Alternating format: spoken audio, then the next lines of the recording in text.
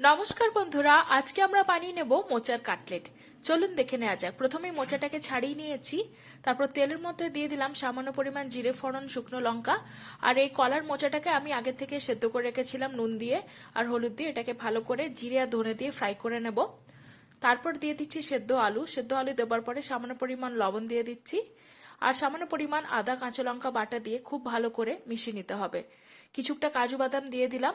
আমাদের মোচার পুর পুরোপুরি তৈরি। এরপর সামান্য পরিমাণ কর্নফ্লাওয়ার, ময়দা আর সামান্য পরিমাণ লবণ দিয়ে একটা পাতলা ব্যাটার তৈরি করে নেব।